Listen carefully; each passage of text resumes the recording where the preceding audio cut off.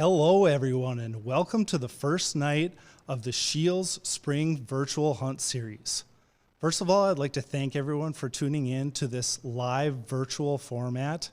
And if you look in the side of your viewing screen, you're going to see a question bar where you can submit your questions, and the athletes tonight will answer those for you. My name is Mike Anderson, and I work for SCHEELS Social Media on SCHEELS Outdoors Facebook and Instagram.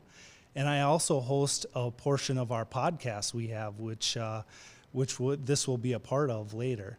So let me introduce you to our host of tonight's segment, who's quite the turkey guru himself, Mr. Ben FLEISCHACKER. Thank you, Mike. Welcome, everybody. Excited to be here. There's a couple things that I think about in the springtime, and turkey's one of them. Walleyes and morel mushrooms, right? So they kind of all go hand in hand. And I know the turkeys are getting fired up down south, been fired up. Scott's going to kind of talk about what he's going through right now down there in Florida. But I'm already seeing pictures of morel mushrooms being picked. The ice is coming off the water up here, way up north, and so we're excited to get going on the springtime. Tonight we got Scott Ellis and Mike Pentecost.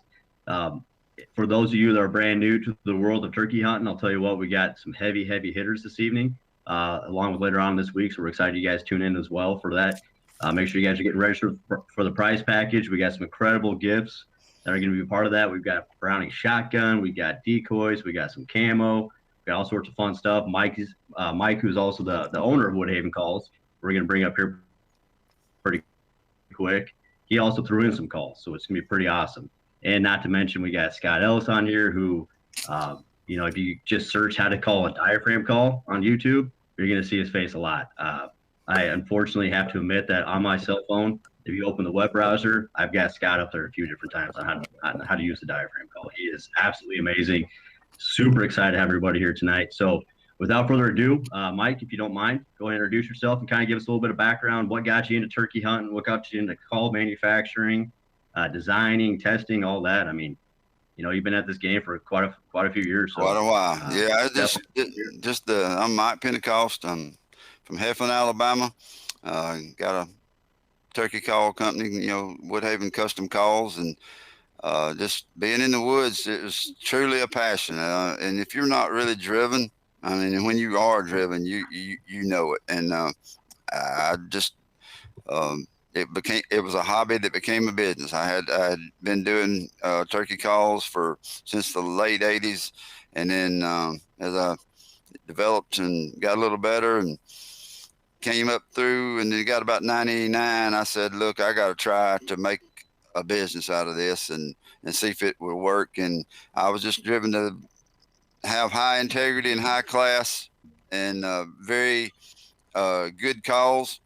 And really my philosophy was kind of first class or no class. So I wanted to be the best there was and try to achieve that. And I hope that my hard work, my heart and my mind, somebody once told me that a man's character soon becomes a company's policy.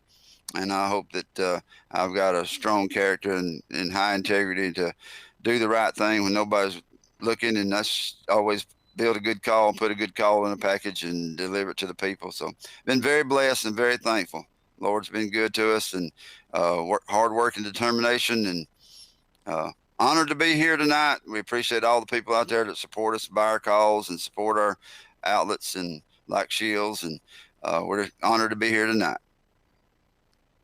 Very good. Appreciate that, Mike.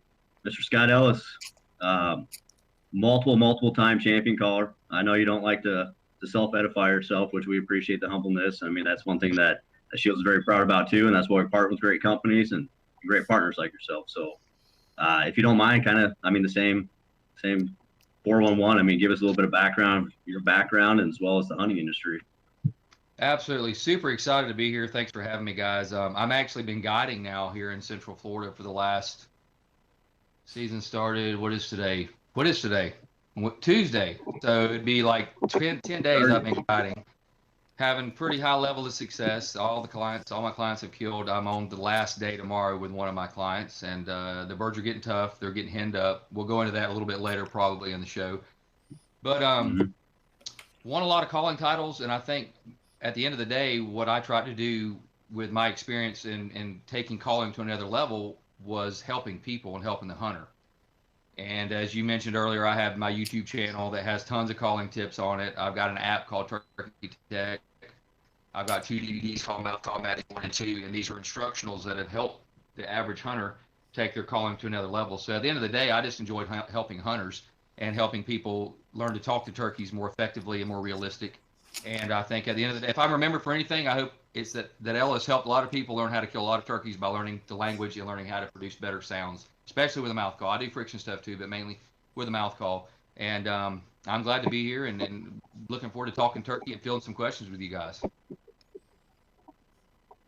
Awesome. Well, we're definitely excited. We got some questions rolling in already, but how about we go ahead and kind of give it like a baseline going right now? So we've got multiple different types of turkey calls out there in the market, brand X, brand Y, Woodhaven, whoever it might be. However, what are the main couple calls that you're going to see a lot of new users that want to use? And then, what's something that's maybe more advanced? I don't know if it's a cut on the diaphragm call or if it's a specific type of call, but if you guys don't mind, kind of go through, what's the best call for a beginner to go through.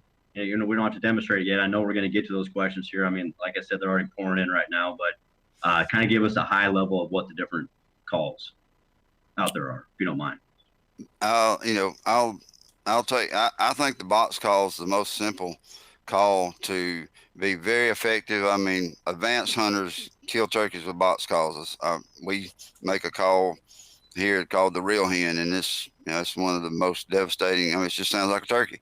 And that's what we try to do, is make turkey calls that makes it easy to sound like a turkey. Not, I consider that we build turkey calling instruments, something that's musical grade, and because we're trying to make sounds, pitches, and we've developed that technique to build this certain call, and then we are very consistent in the way we produce them and build them and then tune them, hand tune them, but a box call.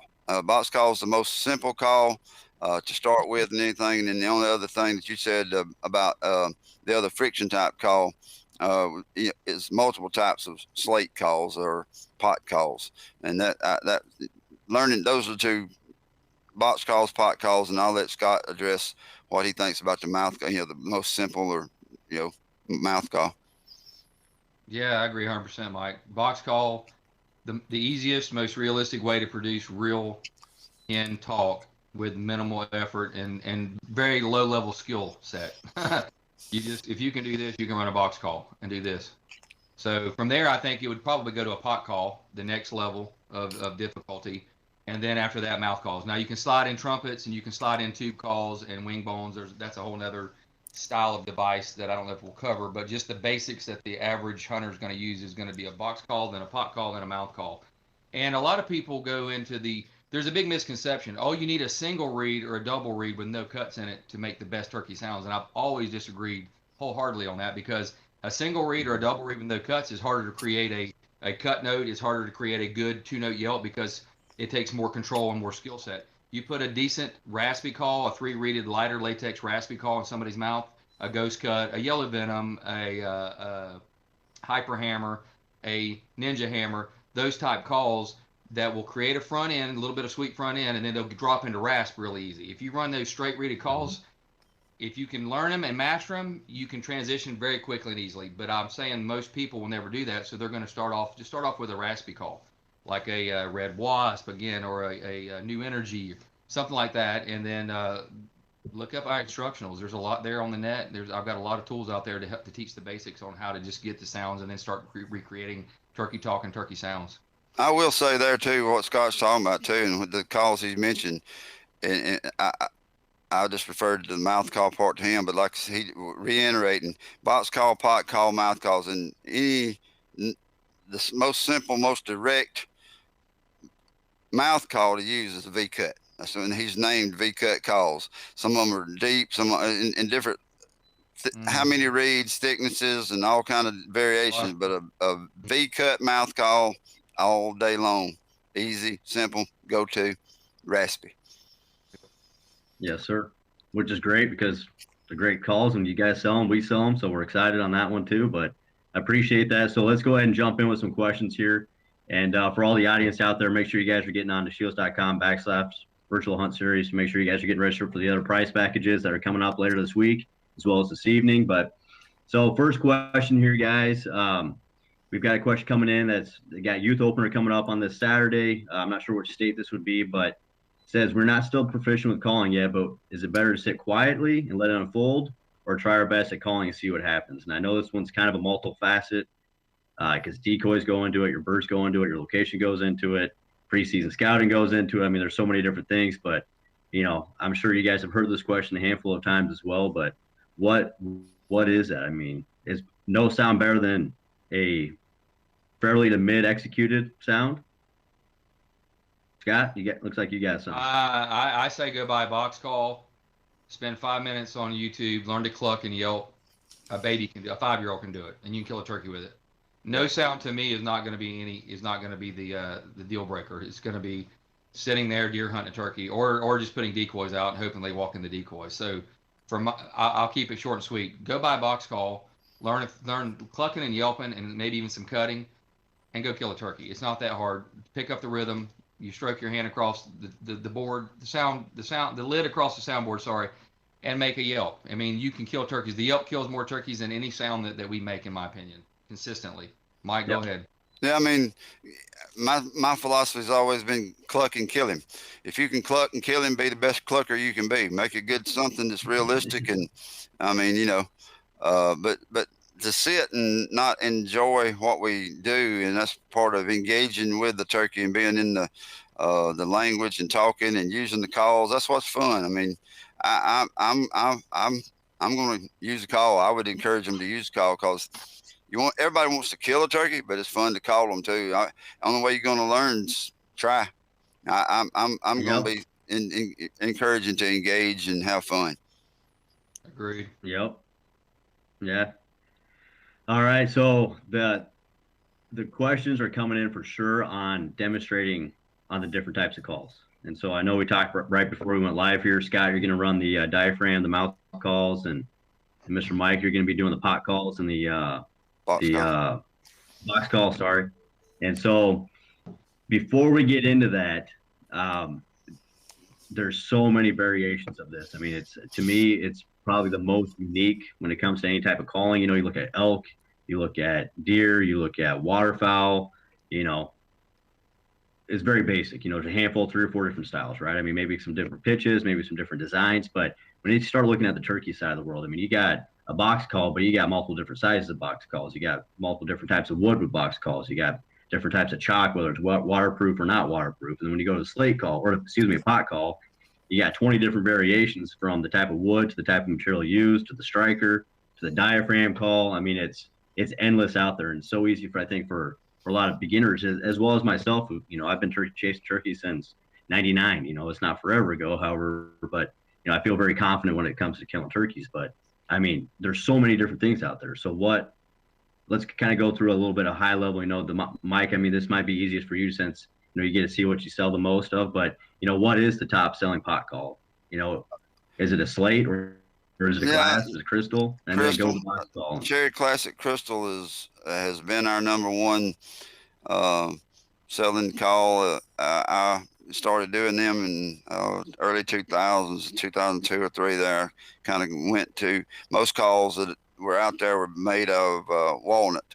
And I started a new process using cherry and quarter sawn cherry on the inside and a crystal surface. It was just really being explored into, but it has really exploded.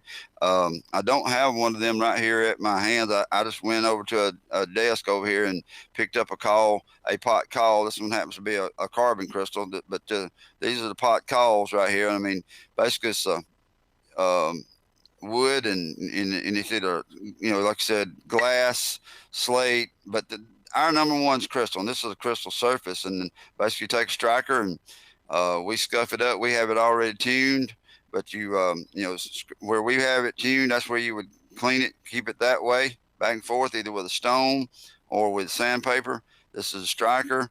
You want to keep the tip of the striker clean, not touching it with your hands, not rubbing it on your body or anything, and getting the oil in. But you want to just take it and put it.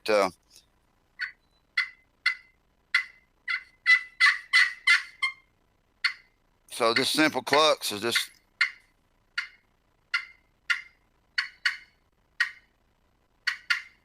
I mean, that'll kill a turkey. And then the plain yelp is just. And you might pick that speed up a little bit as far as cadence. You just want to sound like a turkey, cluck and soft yelp. But I mean, the cadence really needs to be,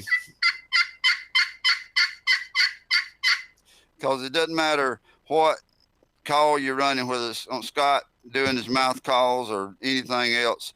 The hen turkey's got a definite start and stop, and it's more, it's sharp. I mean, it's got, we call it, and I try to talk to people about calling all the time, and it seems like we're bubble gummy.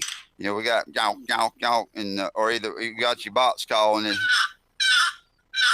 it's not that way. Here's the real hen box call, and it's, you know, it's hard to get all these angles here, but I mean, it's supposed to be crisp and sharp, have a good front end, rasp down to sharp ending. You don't want to be that. You want to see sharp and as realistic as you can. I mean, Scott's going to go over the front end of a mouth call, obviously, and how it, but it's real easy to be. The more realistic you are, obviously, the better it sounds, and you're going to up your chances to be successful.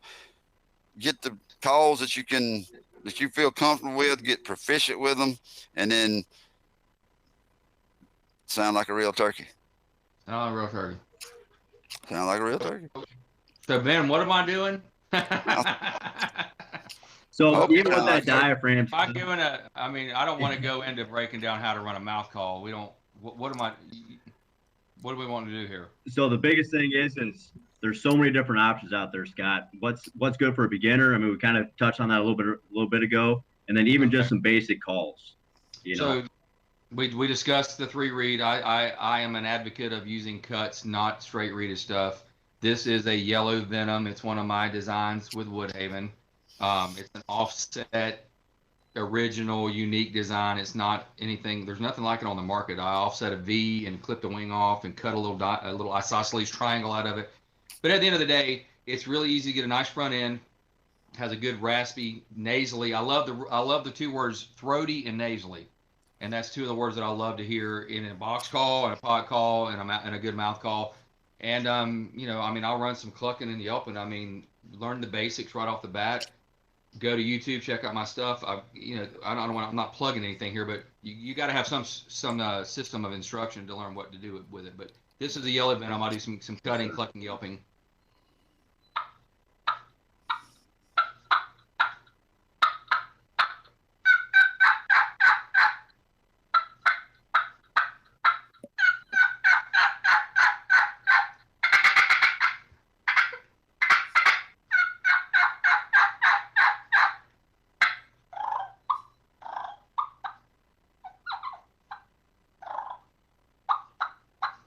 And there you go. There's just some basic stuff on a mouth call. There you go. That's the yellow venom. Good. So after you use your diaphragm call, Scott, how do you condition it, keep it so you can use it again for the next time? I mean, do you have to do any cleaning? I don't have them with me. These aren't picked, but I take a cocktail toothpick, the little plastic cocktail toothpicks, and snap the end of it off. And then I slide it between the top reed and the second reed. Then I put them in the fridge. That's the basic way. Dark, damp, well, not damp, but dark and cool prolongs the life of the latex. And the toothpick allows you to take the call with the toothpick in when you get to the turkey woods, and you put a little saliva in between the top reed and the toothpick. You wiggle that reed around, you break loose the top reed from the second reed, you slide the toothpick out, and then you're going to work without having to beat and fram on it while you're driving to the turkey woods in the morning. So yeah. It's a little extra step that people will take, or will not often take, but it makes it a lot easier to get in the woods and have that call ready and set, and then you can start making your sounds with it. I think one thing too there, we talk to a lot of people. That's a big question people ask about, how do I take care of the calls after I'm using them? And Scott's thing about the little toothpick, cocktail toothpicks, the top reed is what you're trying to keep separated. We always suggest and encourage, and I personally wash the saliva off of the calls as much as I can. If I'm in a clean creek or if I've got bottled water with me during the day, even I'm trying to keep the call as clean as I can. I just think that prolongs the life of it, and it prolongs the sound of the call during the day. Helps tighten the reeds up with cool water or something too, if you're having it in your mouth and they kind of get loose and kind of stretchy. But I like to suggest you get the saliva off the calls and maybe run it under tap water, upside, and just warm water till everything breaks loose and gets clean, and then turn it to cold water and get those toothpicks down in like Scott's talking about. Thump the excess water off and then put it in the refrigerator, and it does wonders for protecting a call, making it have a lot of life and a longevity too. And just a caveat to that is dry latex is your friend. Saturated saliva infused latex is the worst thing you can do with a mouth call. That's why I carry literally, don't laugh, but I literally carry like, I don't know, Mike. Well, you haven't seen my I carry tackle box, a crappy jig box in the woods, and I have about 40 mouth calls, and I'm constantly changing them because when they get saturated with saliva, they lose their tone. So dry latex is your friend. That's having multiples is cool too, because you sound like a different turkey. And one more thing on that part, because I see people do it, and I've had a lot of fun. So I soak my mouth calls in mouthwash. Well, I just, again, that's where Scott just told you, dry latex is our friend. But I do use myself, and we encourage when we tell other people, like the Listerine, just a little Listerine, thump it off, and then either wash it on off. But to kill any germs, bacteria, the things going in and out of your mouth, and we Listerine, but we don't soak our calls. That's just to me, that's death on a mouth call. All the alcohol. It's not meant to be submerged like that for long periods of time. The alcohol will destroy the latex. If you want to dip it and dunk it and then rinse it and dry it and then put it away, pick it and put it away. Anyways. It's good information. All right, so a couple more questions here. Let's keep the party going. One of them is in regards to a high, and Scott, this could probably speak to you right now just because you're in Florida, but when you guys have high humidity in the mornings, whether, a lot of our customers out there, they don't get the chance to hunt during the week, and so it's going to be on the weekend, hell or high water. This past weekend, I was running bird dogs, doing some training with them, and it rained all freaking day. But you know what? I have 2 days to go to do this, so you got to roll with it, right? So in a high moisture situation, obviously a diaphragm's great, right? What was the question? I'm sorry. High humidity what? What call to use? What call do you? A mouth call. I always, I love running. I run my pot calls. I love a Ninja anodized aluminum, one of my favorites.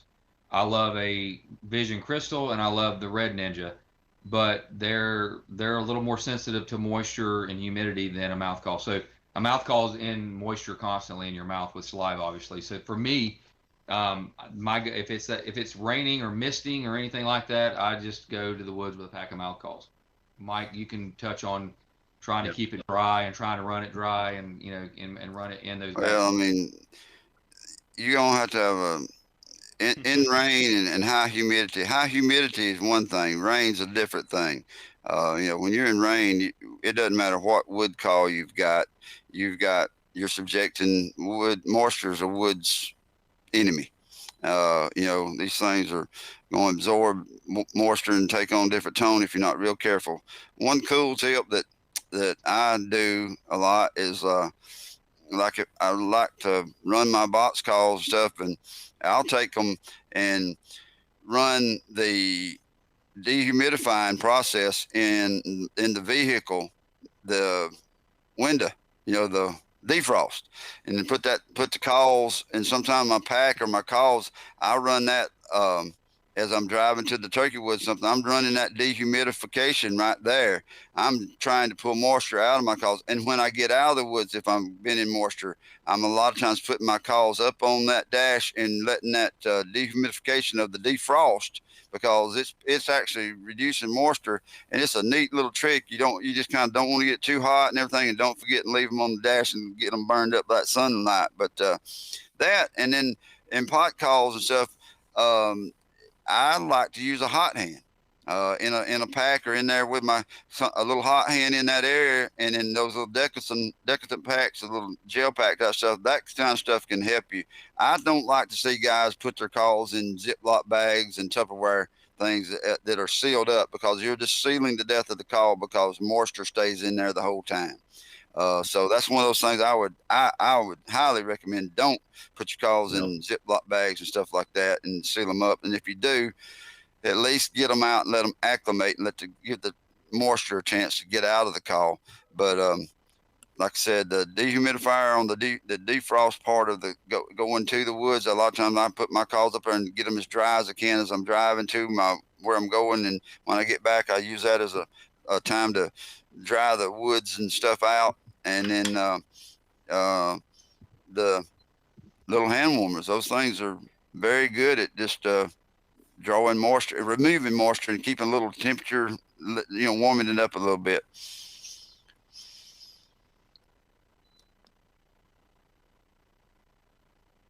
It's a great tip. Probably not a tip that many people will actually know too. So I didn't even know. Keep on going. What's your go-to surface? Slate, glass, aluminum, copper, ceramic? I guess I got in a time lapse right here. Ben, I'm seeing you on screen, but you locked up with me for a minute. I don't know what happened. Me too. My apologies. So it's in regards to the surface of your pot call. Which is my favorite? What's your favorite? What's your go-to? Is it slate? Is it crystal? Yes, sir. Crystal. I mean, if I got to pick one, probably crystal. I mean, I'm able to take a slate, crystal, aluminum, anything that I really want, and of course, anything we're experimenting with and different variations of that, there's applications for all of them. I mean, but I have a slate and a crystal. Glass is a little deeper, old, nasty, raspy hand usually. So there's reasoning for all of it. I would bite my bottom lip because the old slate surface itself, that's the meat call of all meat calls. Our Legend slates, we sell more Legend slates, Cherry Classic crystals, Legend slates, and then the rest of it, what did you say, Scott? Cherry Classic slate. Yeah, the slates. Cherry seems to be a little higher pitched in our line, and then we have so many other different designs and things. It gives you a chance to sound like a different turkey. But long answer of a short question there. I mean, crystal is have to be my go-to. Aluminum's got its own dynamics too. I mean, I love aluminum, but if I had to take one, I'm gonna take the crystal. I'm gonna go. I used to be crystal. I'm gonna go aluminum. I love crystal, but I am in love with that ninja aluminum. That thing's bad to the bone. Moving on. Very good. All right, so a handful of questions coming through are in regards to the purring tips. So, of course, Scott, this is directed towards you because high level. What are a handful of things that a person can do to learn how to purr on a diaphragm? On a diaphragm, well, the first you have to be able to attain the tongue flutter or gargle. I'm going to teach real quick in a minute or less how to do it with your tongue flutter, like rolling your R's in Spanish. Okay, now some people can gargle. My uvula does not slow down enough. I can make sounds, and it sounds like a cricket chirping because I cannot make my uvula roll. I guess it's too long. So I'm going to teach the tongue method, and then there's the old motorboat, which sounds nothing like a turkey. I wouldn't teach that to anybody because it just doesn't sound like a turkey. Hey, can y'all tell I've been turkey hunting? I mean, I'm over here yawning. He told me I'd go to sleep on the deal here. I've been turkey hunting and getting up every morning and working in the shop and everything. I apologize to everybody. All this yawning I'm over here doing. I'm tired. Hey, for you up north, that means I'm tired. I'm tired. Oh, okay. Yep. So anyways, moving on. Okay, so the way I teach it to people is, first off, get your tongue to roll if you have the ability. Some people can't do it. If you can't do it, we can go to Mike real quick after I'm done to show him how to do it on pot call. It's that simple. Either you can gargle You can tongue roll or you can't do either, and you have to do it on a pot call. It's that simple, or a little push pin call that will work pretty good. So you get your tongue rolling, and then at the end of the day, Mike's probably going to get a purr pot if I know what he's doing. At the end of the day, get the tongue roll, the R in Spanish, and then lay the call in your mouth, and blow it hard, like you would envision a fighting purr almost. Just get the motion to happen. Okay, that happens with one or two things. Let the call float very lightly on your tongue. Don't squeeze your tongue against the call and push it up in the roof of your mouth. Let it almost float with just enough tongue pressure to allow your tongue to be relaxed enough to do the fluttering. From there, you're going to expel air and fill your cheeks as if you were to get home from work and go, and you fill your cheeks with air. And what that does is create back pressure, and that brings the high note into the purr. So you do that, tongue roll, and then you fill your cheeks with air as you're expelling the air. Close your mouth a little bit smaller so you can create the back pressure, so you're making the exit hole, if you will, the exhalation a little bit smaller and more pinpointed, and what that does is allows your cheeks to inflate because it's building back pressure. From then, you can start doing fighting purrs just to get the sound right. Just think you're doing a fighting purr.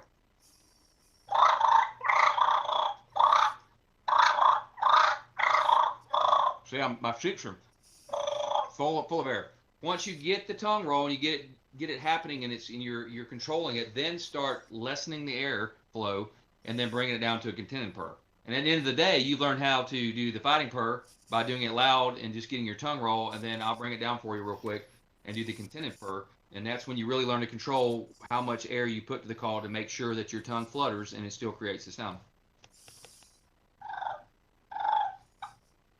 And the little bubble clucks were just saying the word whip.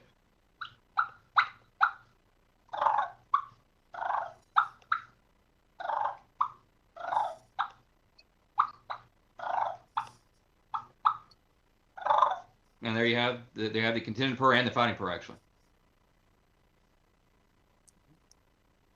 Really appreciate that. Thank you.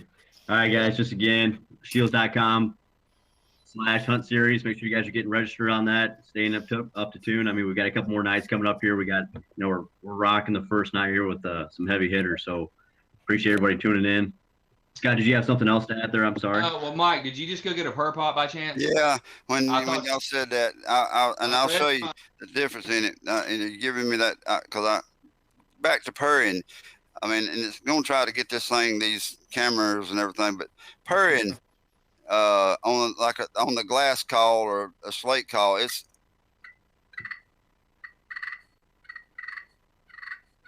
Tell them how you're doing that. How much pressure and the angle of the striker, Mike? very, very little pressure. Where it's not. And a fighting purr would be aggressive. That can be loud, but this is just softly putting the. And you're just pulling that down with your fingertips. Yeah, it's more of you're holding the striker more like that, and you're trying to you're using this counterweight to let it bubble. And your pot call with the big surface like that, it will make clucks and purrs, and that's fine. The deadliest tool that we make, and in Turkey Woods is a cluck and purr pot. We make the striker a little bit longer. It's got a little more length to it, but this thing right here, it's not made for anything but clucking, purr, and soft call. Tree call. Tree call.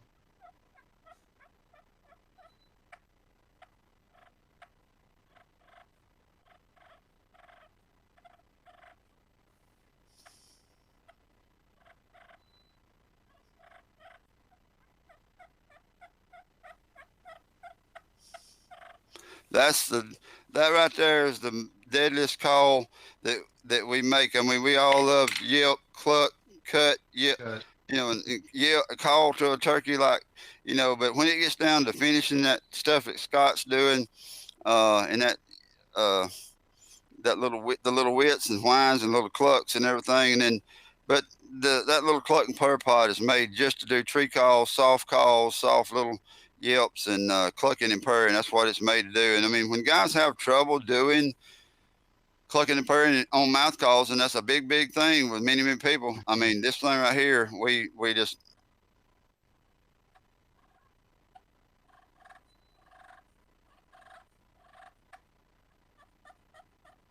I mean, that's the real deal. That's money.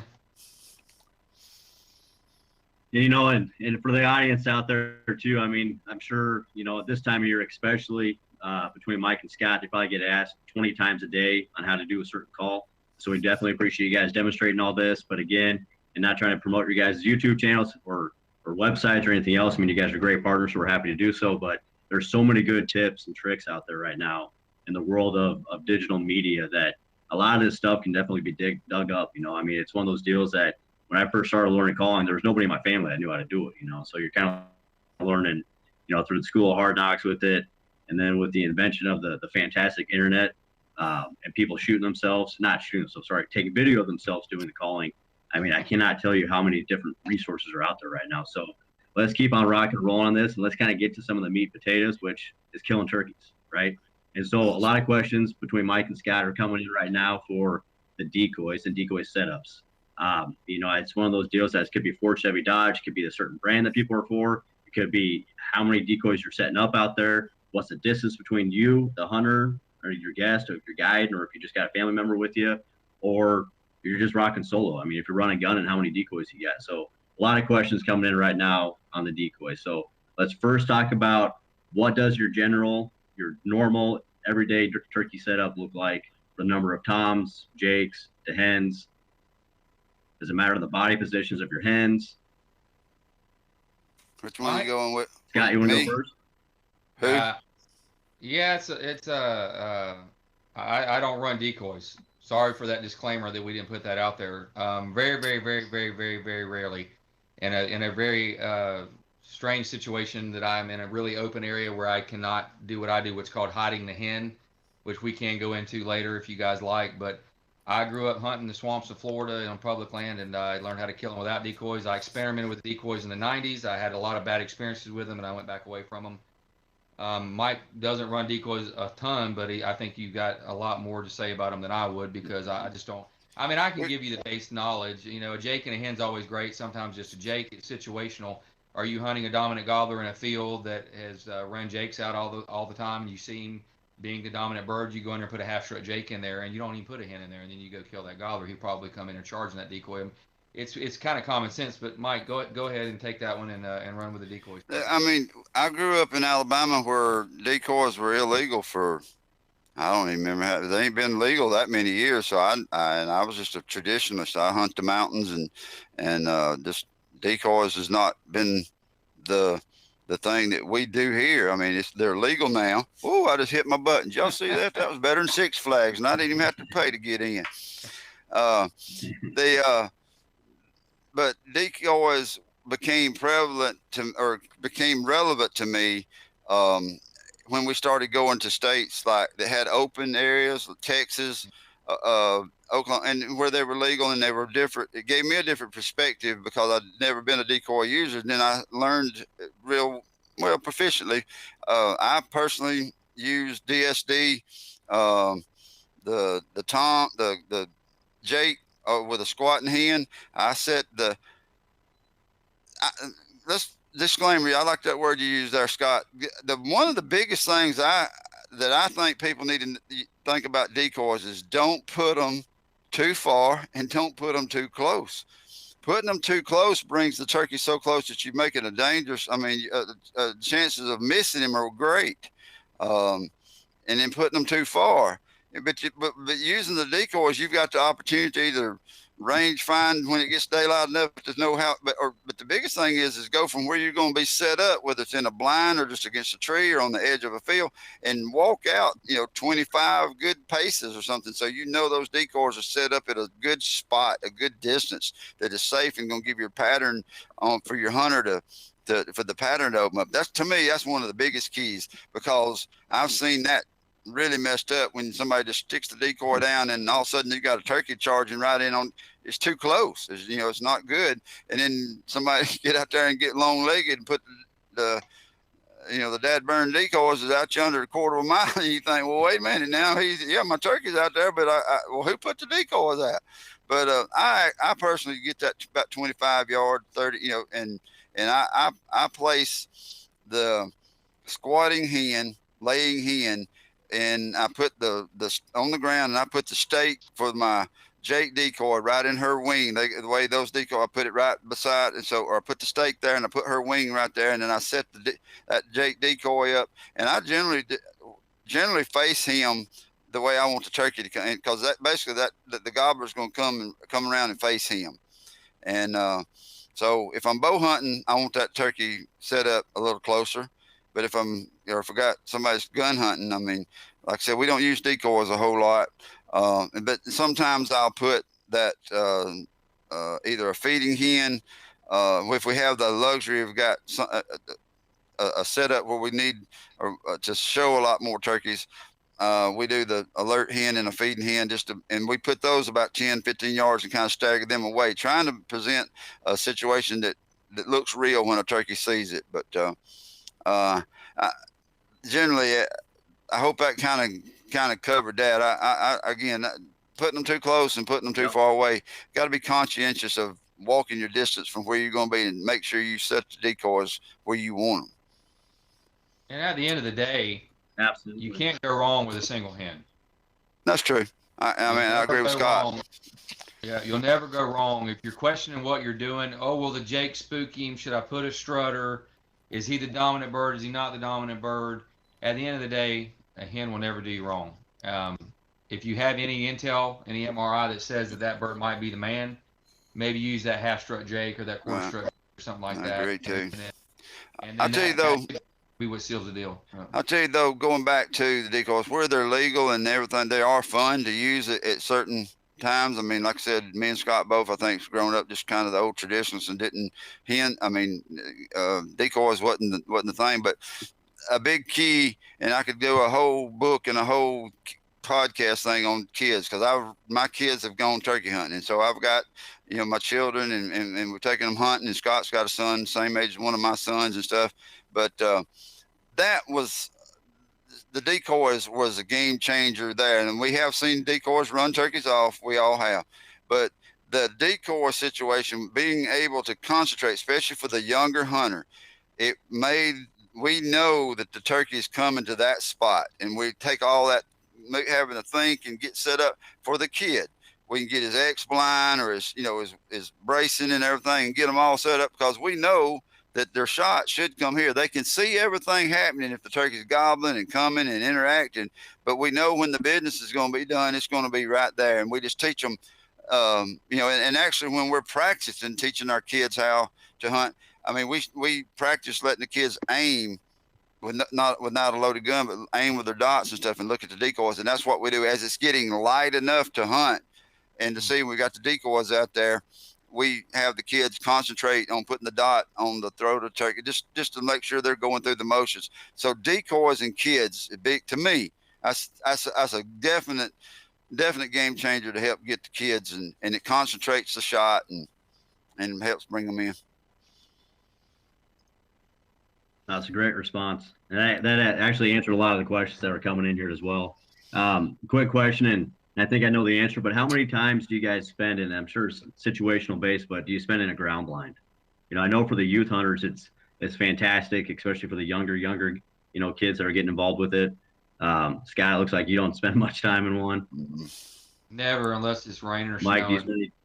We did with the kid. Again, ground blind, something I'd never. I mean, I'm from Alabama, man. I'm a hill mountain man from Alabama. I mean, I hunt the hills and stuff, and I ain't toting no blind up and down them mountains. And that's just never been something that was in. But I learned, and it shows the ability to learn.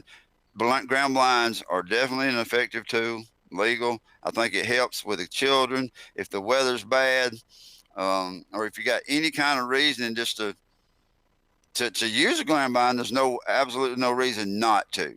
But I mean, fidgety hunters.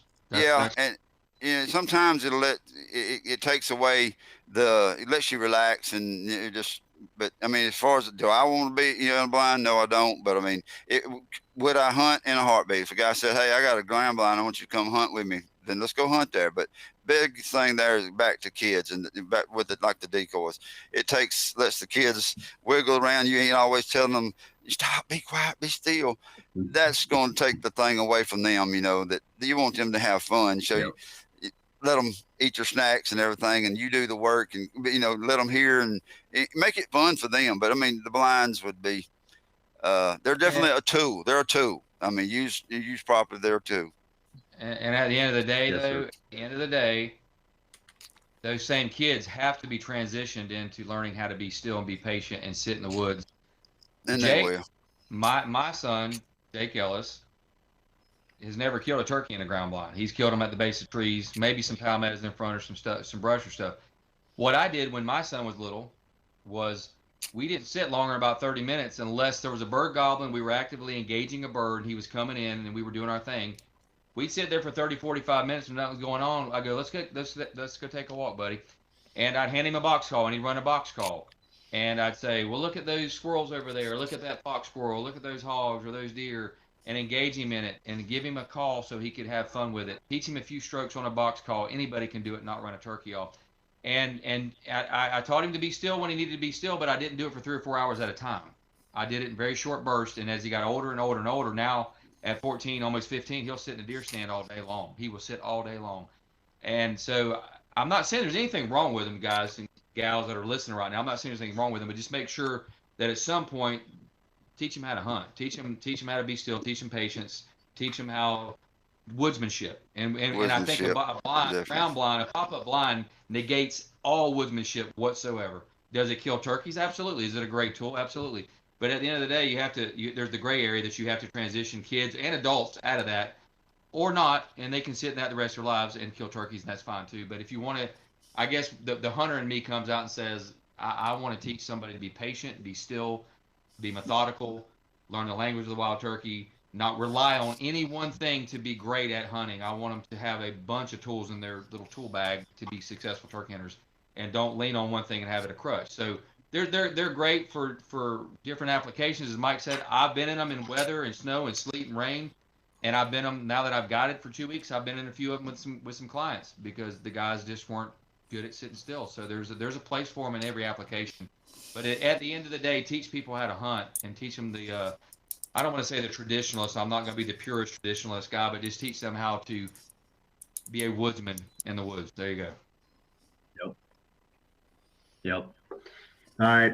Before looks like we're coming up into about 8 minutes or so before we got to stop and announce the big winner for tonight in the prize package, which Browning shotgun, decoys, calls. I mean, the Woodhaven stuff. We got some Vail camo in our SMU camo patterns. So we're excited to give that away as well. But one thing that we saw, and Mike Anderson and I, we did a podcast a couple weeks back with another one of our store associates, and fantastic caller, award-winning caller as well. But we talked about what happens when you got a tom that just will not commit.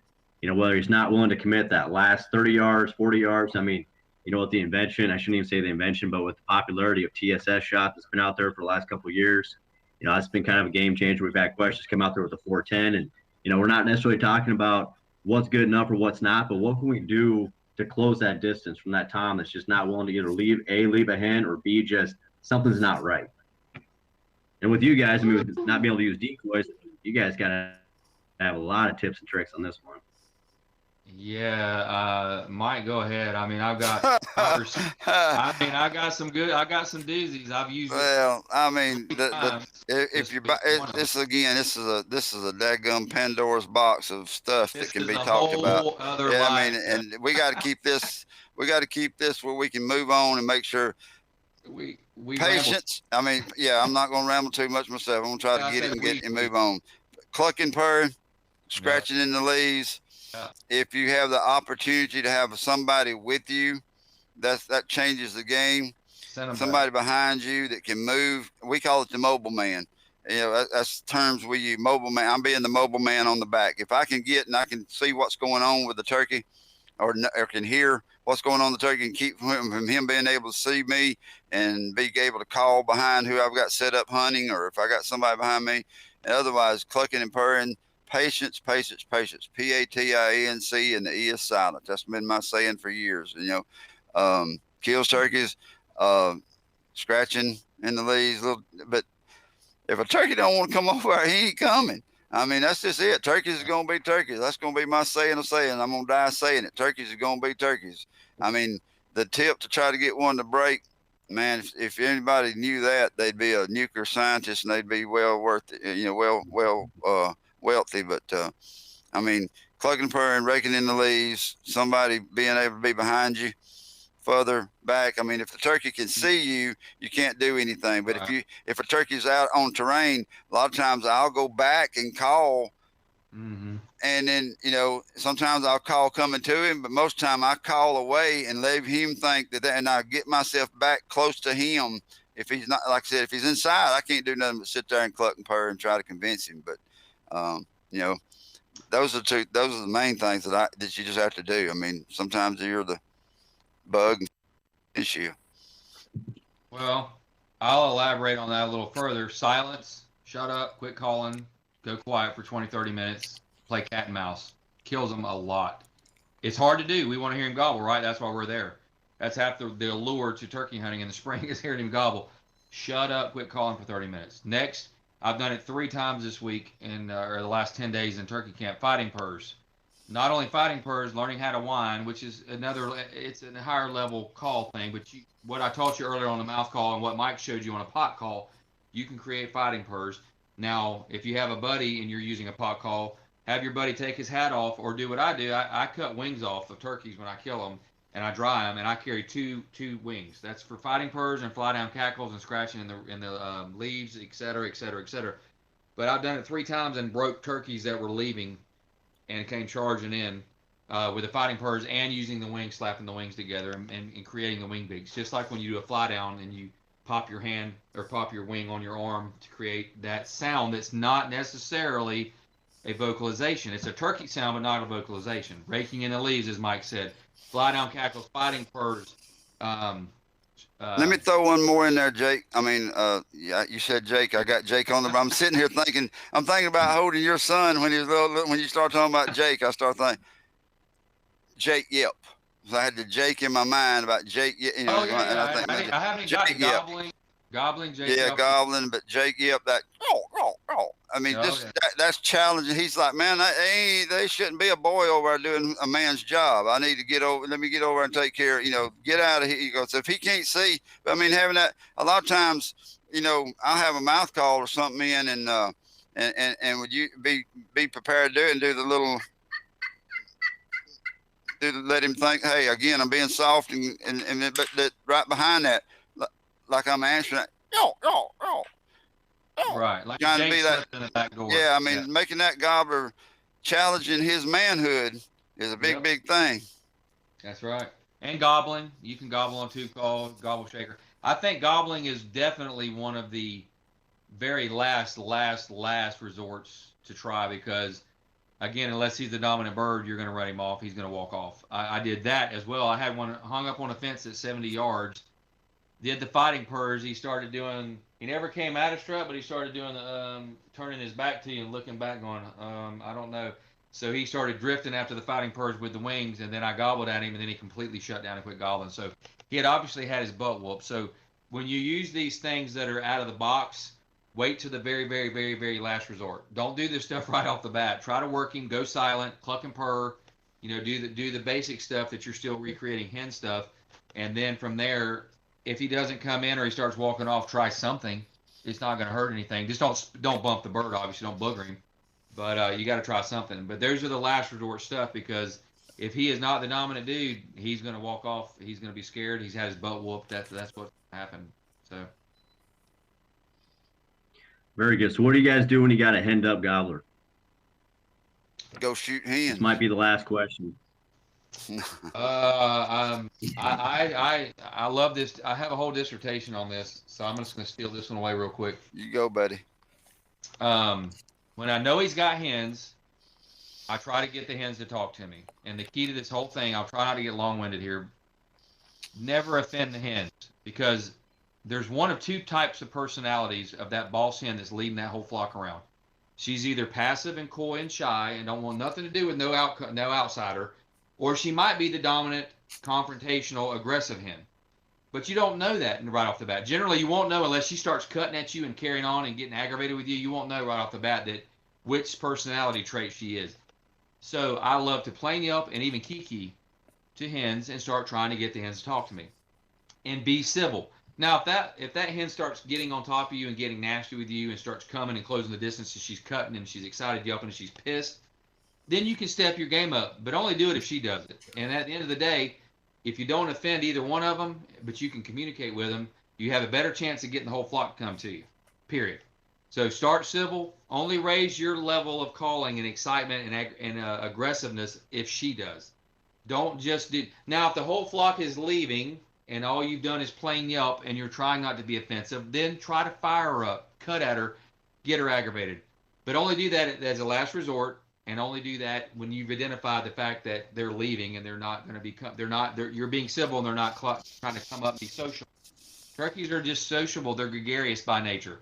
Sometimes they like to get aggravated at things, and that's when you step your calling up. But only do it, dictate what she does, and you'll probably be safe. And just be civil, and only raise it up unless she raises her level of aggravation and her aggressive calling.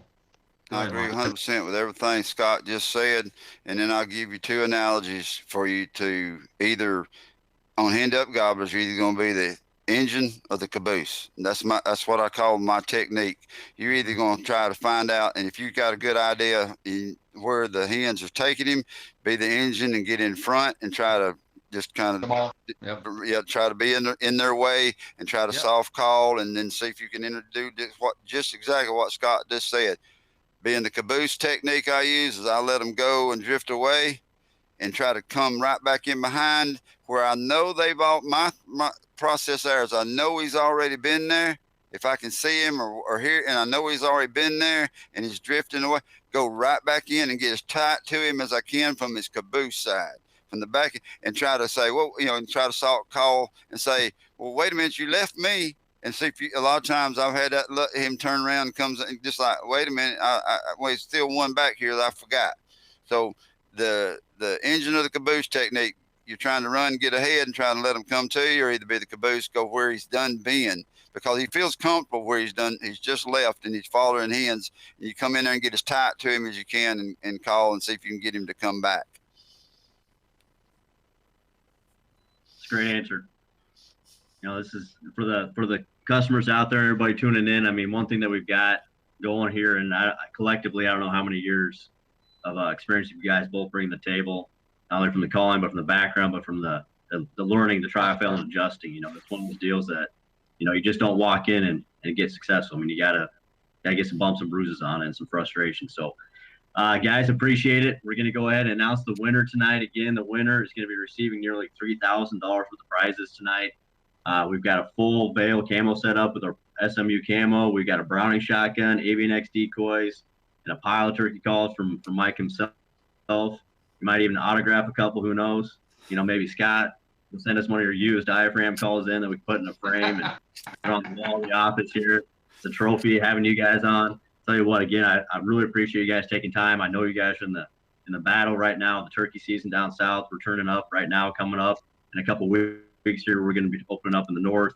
Archery seasons across the country have been opening up as well. But without further ado, Mike S. from Detroit Lakes, Minnesota, you are the winner of tonight's grand prize.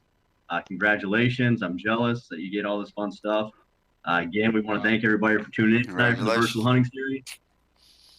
Gentlemen, Mike and Scott, thanks again for joining. I know it's getting close to what? We appreciate it. O'clock down there.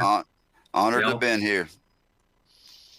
Yep, and thank you, Browning. Thank you, everybody, all the partners, AVNX, Mike, yourself, and Scott, again, for you guys' time and donating the prizes. Tomorrow night, we've got Mr. Michael Waddell joining us from Bone Collector. Excited to have him on. And make sure you guys are going to Shields Outdoors on Facebook and Instagram to follow, and make sure you guys are getting registered at Virtual Hunt Series. So thanks again, everyone, for tuning in. Good luck hunting. All the questions that were not answered, we're going to get to those. Don't worry. And we'll see you tomorrow night. Thanks for having us, Ben. Absolutely. Thank you.